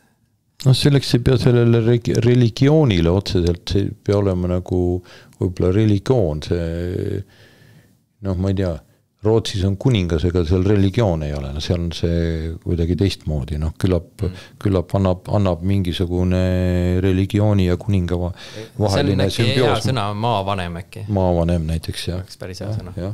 Või riigivanem või. Aga ta peab sellega välja kandma, see ei ole nii, et leidsin 2 nädala jooksul kuskilt ja tegin poliitilise kompromissi ja ütlesin, et sina oled. See ei käi niimoodi. Jah, et neid poliitikuid nagu niimoodi saab, ütleme niimoodi, et niimoodi saab nagu valida neid, kes karjääri teevad poliitikas. Et niimoodi on võimalik valida, aga seda vist ei ole.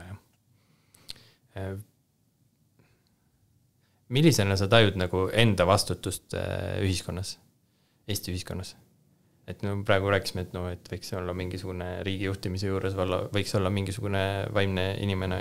Minul on olnud alati nagu nii, et oma 10 tuleb igal ühel maksta. Ehk 10% oma ajast ja vahenditest oma sugupuusse, oma perekonda, laiemas mõttes 10% ühiskonda, kus ma kasvanud ja oma võimalused saanud olen. Et sinna tagasi panustada nii ajana kui ka tegevustena. Ja see on nagu selline lihtne põhimõte, mida... Jah, siuke lihtne põhimõte. Ja see nii on nagu teeninud? Ei, ma olen peaasi, et ma ise rahul olen. See on kõige tähtsam. Üks viis, kuidas mina näen, et ettevõtjatel on võimalik ühiskonnale tagasi on see, kui nad muudavad oma ettevõtte avalikuks, ehk siis viivad börsile. Et Eestis üldiselt see ei ole nagu ettevõtjate seas väga populaarne valik. Kuigi nüüd juba on nagu rohkem tekkinud, et ma tahtsin väga küsida seda küsimust, et miks sa ei ole ühtegi ettevõtet börsile viinud?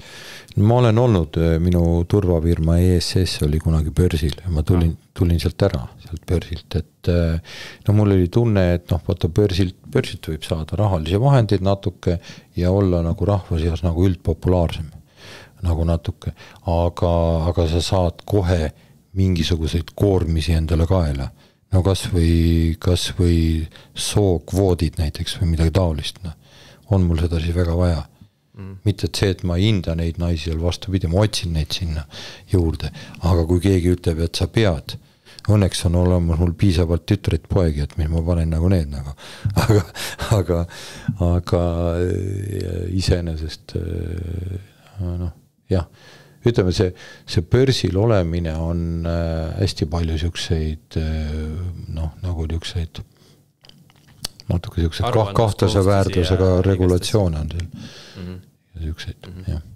Aga muidu, kui regulatsioonid oleks lihtsamad või kas nagu... No igal asjal on oma mõte, oleks ma teenindusfirmal on hea olla börsil, sest sa oled nagu teenindaja, kui ma ehitan lihtsalt, mis kui mul, ma ei välista seda, see on nagu võimalus, aga börsil on lihtne oma võib-olla lihtsam enda osa realiseerida kellegile, aga seal on ka piirangud. Nii kui kõik asjad on siin alati nagu kahe otsaga. Räägime rahast, sellisest nähtusest. Veidi oleme juba puudutanud seda teemat. Parim asi, üks parimaid asju, mida maailmas on välja mõeldud. On raha? Muidugi, nii nagu internetki. Jah, selles suhtes muidu me teeks kõik ju partnertehinguid. Muidugi pead oma kordi lonkava hobuse, siis mingisuguse tahad omale korraliku lehma saada, pead oma lonkava hobuse leidma kellegi, kes sul lonkavat hobust tahab. Läbi raha seda teha on hoopis teine asi. Jah. Mis seaduspärade järgi see raha liigub või ütleme nii, et mina näen raha kui majanduslikku energiat, ta on majanduslikku energia salvesti põhimõtteliselt. Täpselt ongi ja energiat ma peaaegu üsna tihti pean rääkima inimestele, et mina olen elanud sellisel õnnelikul ajal, kui kehtis ainult see, mis sul vöö vahel oli. Võtsid välja, panid lauale ja said selle vastu asja, siis tulid krediitkaardid, võtsid ja vilgutasid ja said samasuguse asja. Raha nagu ei olnudki. Nii. Ja siis tulid mingisugused mehed, kes sisestasid arvutikoodi, ostsid omale suured lennukid, suured laevad. See näitab seda, et raha on tegelikult energia. Ja ma toon siin, ütleme veel nagu võrdluseks selle, ja kui sa usud sellesse energiasse, siis veest saab veini. Ja nii ongi. Ja kui sa veel usud... Veest saab nagu raha veini tekitada? Ei, ma ütlen, veest saab veini, vee peal võib ka käia, kui sa usud sellesse. Ja kui sa usud, see raha käik sula rahast kuni tänase krüptoni näitab seda, et kui sa ikka väga usud, siis see nii ongi, see ongi energia. Ehk see sama jumalik ütlemine, et hopsti ja veest sai vein. See on sama energia.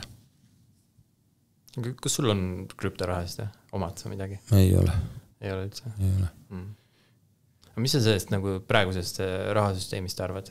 Sellest nii-öelda selle võlal põhinevast rahasüsteemist, kus raha käib ringlusesse võlana, on ju, meil ei ole enam ei ole raha millegagi tagatud, kunagi oli kullaga tagatud. Et kullastandardi podcastis on see eks see, kahjuks see on meid, ma ei ole siin kindlasti, ma ei tea, Alar Tamming on siin, ütleme, professor minu kõrval, aga eks ta üks see raha väärkasutamine on üks suurte hädade alus, meie ju 3 suurt häda on ju see, et sõjatööstus, ravimitööstus, ala energeetika, rohepööre, kõik muud pandeemiad, värgid, kõik muud asjad, ütleme, sinna antakse ka tuld juurde suuresti raha nimel. Ja see ei lõpe. Et mõned inimeste jaoks on raha mitte nad selle lilla või rohelise värvi pärast võtavad, mitte seda, et neil nagu rohkem vaja oleks. et see lihtsalt, kuna see on nagu püramiid, sellepärast et lihtsalt seal, isegi kui tipus olijad juba tahaks teistmoodi käituda võib-olla, siis alt pressib nagu nii palju peale seda huvi ja kõike muud, et noh, et noh, see on selle, nii et ma ikkagi, ma arvan, et siin mingisuguste aastakümne jooksul see läheb ikkagi nagu rohkem ja rohkem selliseks energiaks, kus me tunnemegi, et noh, ta lihtsalt on energia. Kas see on nagu mingisugune inimkonna areng? No ma arvan, et ta on inimkonna areng. Kollektiivne areng. Jah. Kuidas, ütleme niimoodi, et sul on vaja, ütleme niimoodi, teele ei ole antud momendil hetke ette tulnud seda, et sa saad kuhugile, kui sul raha on, et ära paigutada selle raha, eks ole, investeerida kuhugile jälle mingisse ettevõtmisesse, siis kus sa nagu pargid seda raha vahepeal? No mina ikka panen betooni. Betooni? Ei, ma olen lihtsalt, ütleme, arendan ja ma kuidagi olen ise endale põhjendanud. Kunagi kui ma tennist mängisin, siis ma ütlesin, et ja kutsuti golfi mängima, siis ma ütlesin, et ma seni kuni saan liikuvatele pallidele pihta, et siis ma neid seisvaid ei lähe lööma. Et aga täna ma ikkagi olen äris endale ära põhjendanud, et see, mida ma ise teen, ma naudin seda protsessi, ehitan, rajan, teen. Nii, kui ma võtan raha nüüd, panen kuhugi teenima. Minu jaoks on see natuke spekulatsioon, kasiino, minust ei sõltu seal mitte midagi. Jah, kindlasti seal on keegi tarkpea, siis paigutab natuke paremini ja teenib rohkem, aga nii kui käib seal krahh, siis temast ei ole mitte midagi. Nii, kui need, mida mina ise teen, seal oleneb ikkagi ka päris palju minust. Seal sama festivalis ütlesid, et no, et kui küsiti, et millal see suur pauk siis tuleb, sa rääkis majanduses sellisest suurest paugust, et mis võiks tulla. Siis ütlesid, et siin paar aastat on tõenäoliselt päike väljas veel, mõned aastad on päike veel väljas. Kuidas sa nagu praegu seda pilti näed? No ma arvan, et mingi aastakese natuke rohkema pärast hakkab päike kõrgemalt käima ja siis käib mingi 10 aastat ja siis tuleb uus pauk, mis tuleb võib-olla suurem kui praegu, aga tuleb teistmoodi natuke. Kas arvad, et see praegu on siis juba pauk käimas või? Ei, selles mõttes, kui sa majandust võtad, siis olukord on ju suht kohta nadi. Jah, meil on põhi on palju parem kui 2008 või 1998, aga ütleme, et see põhi, kus peal me nagu oleme, on palju tugevam, aga see, et me oleme juba tegelikult peaaegu ametlikult oleme peaaegu, ma ei tea, 3 aastat miinuses, et siis sellist asja nagu ei oodanud ja pole olnud ja ei ole nagu näha ka, et see oluliselt paremaks hakkaks minema. Et Eesti kontekstis jah, et see olukord nagu ei ole kõige roosilisem, kuigi ta ei ole ka nagu ma nagu täpselt ei näe seda nagu igal pool, et oleks mingi hull majanduskriis, et 2008 ma olin siis hästi päris noor, aga siis oli nagu näha, et igal pool, et ikka kriis on. No see ongi selle majanduse, selle kriisi nagu eripära, et elatakse mingisuguste vanade rasvade või ma ei tea, mingisugune statistika, ütleme alati majanduskriisi näitab tööjõupuudus. Nii, siis ma ei tea, meil riigis on lisaks eestlastele on veel mingi 60 000 ukrainlast ja 3 aastat on majanduskriis olnud nõnda nimetatud ja head tööjõudu on raske leida. Sest kõik on nagu õivatud kuskil. Siis tegelikult nagu kriisi nagu ei oleks, kui sealt vaadata. Tööpuudus vist üldse ei olegi kasvanud. Seda on üldse seda nagu on statistika järgi, aga kui ma praktilises elus pean hakkama häid töötajaid otsima, et ega neid pole väga. Kõik on kuskil õivatud või ei pea tulema sulle tööle, tal on muudki tegemist. No ütleme nii, et iga riigi kontekstis pikaajalise majanduskasvu 2 peamiseks eelduseks on inimeste olemasolu, ehk siis demograafiline pilt ja teiseks on see, et kui palju need inimesed on võimelised 1 tunni jooksul tegema, ehk siis tootlikkus või produktiivsus, eks ole. Eestis kuidagi on laualt maha läinud see IB teema või see üldse demograafia teema, vaatasin just graafikut, et Eestis langeb populatsioon 40% aastaks 2100, et 40% vähem inimesi. No ütleme, täna sünnib 3 korda vähem inimesi Eestis, kui sündis sellel ajal, kui mina sündisin. Järelikult see mitte 40%, ja 3 korda. Järelikult me ikka liigume ikkagi mingi sügava kraavi suunas austeldes. Praegu. No üle jah, et ta läheb iga põlvkonnaga järjest süveneb, sest see, ta on nagu parapoolne kasv, vähenemise parapoolne, vastand ütleme niimoodi. Mina olen vaadanud seda niimoodi, et tegelikult peaks Eesti, ütleme niimoodi, et majanduspoliitika ma üldiselt ei toeta nagu sekkumist majandusse, et mulle meeldib vaba turumajandus, vabadus põhimõtteliselt. Mina näen seda niimoodi, et kogu majanduspoliitika või kogu sekkumine, mis tehakse majandusse, peaks olema siis rahvastikupoliitikast lähtuv. Ehk siis lähtuv sellest, et meie nagu rahvaarv hakkaks kasvama. Ja mitte niipidi, et me toome nüüd siia palju inimesi sisse, teisest rahvust ja teistsugused inimesi, vaid selle kaudu, et meil lihtsalt sündimus suureneb. Mis sa arvad sellest, kuidas sellest nagu august välja tulla? Kõik hakkab sinust enda seest. Mitu last sul on? 1. No, tee veel 5. Mul on 9. No, hakkame pihta. Siis, mul jäigi see ütlemata, et sul on nagu see töö tehtud, et kellelegi midagi ette öelda. Aga riik ikkagi mingi määral eks nad mõjutavad, aga ega me ei pääse siia sisse toomisest ka. Eks me peame siia selle kuldse kesktee ikkagi leidma. Aga kõik need, et kas lasteaed või mingi muu või automaks või mingi muu, et kuskil anname mingile perele järgi, et siis keegi hakkab nagu lapsi rohkem tegema, et see nagu ei tööta. Aga olevat töötanud näiteks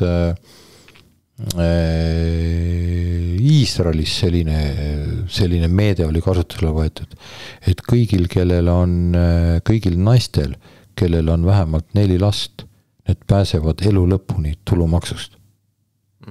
Ja ma olengi selle peal mõelnud tulumaksusoodustused näiteks. Täitsa kõva sõnana. Täitsa võib kaaluda ka sellist kinnisvara laenude kompenseerimist. Näiteks jah, kõik siuksed väga elulised asjad. Jah, et just nimelt peaks olema soodustuste kaudu, mitte niimoodi, et sa annad midagi, vaid et sa jätad võtmata. Sellisel juhul. See on nagu väga, väga hea tähelepanek. Et sa nagu ei premeeri selle eest, vaid sa nagu või veel hullem, et lastetusmaks, et see on nagu täiesti ebaloogiline minu jaoks, et nagu miks sa pead nagu karistama inimesi selle eest. Sa peaks nagu premeerima inimesi, mitte vastupidi. Et see on alati, see jutt selle üle, ma ei tea, et kus see nagu üldse tuleb või et kes see selle idee peale tuli, see nagu ei ole loogiline. Lastetusmaks või? Jah. See on ju Vene aegne, Vene ajal oli kogu aeg ju. Vene ajal olid kõigil, kui sul teatud vanuseni last ei olnud, siis riik pani sulle mingi maksu peale. Nii. Ja siis oli, Vene ajal tegelikult oli nagu palju häid asju selles mõttes, et oli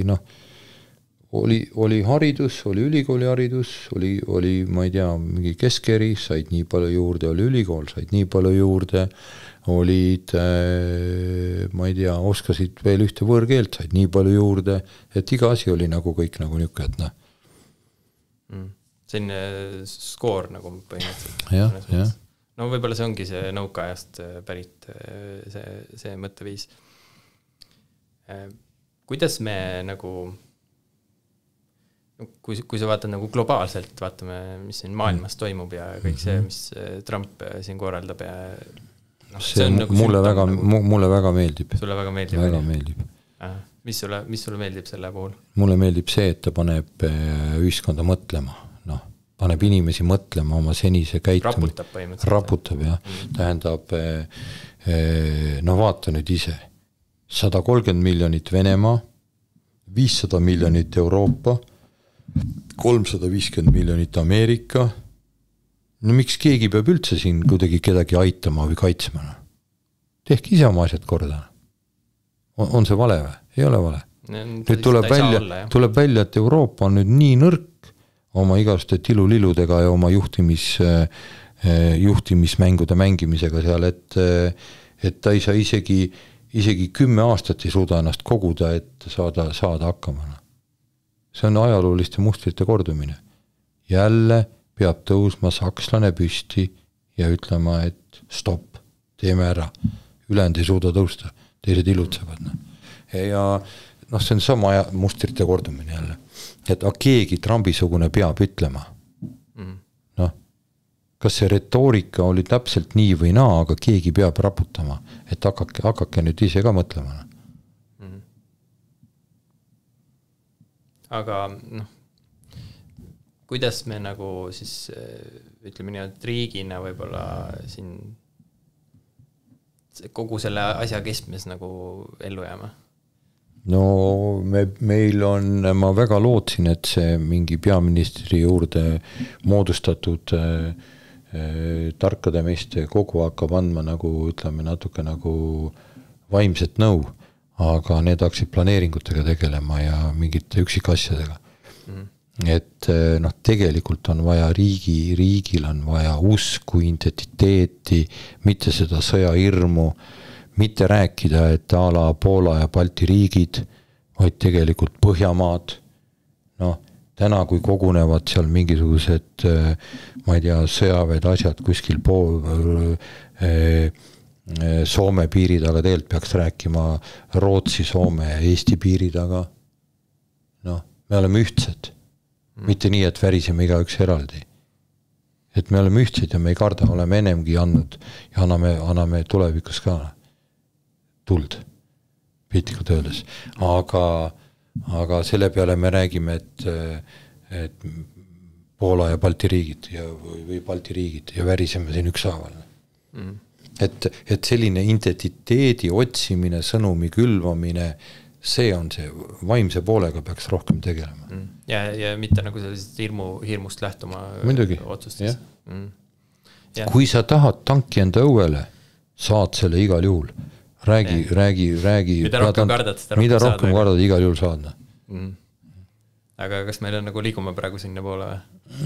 Ei, ütleme, et hirmu külvatakse, aga nagu ma ennem ütlesin, et mingisugune aasta-poolteist on veel seda hirmu, siis läheb näiteks paremaks ja siis tuleb veel ühte head aega natuke.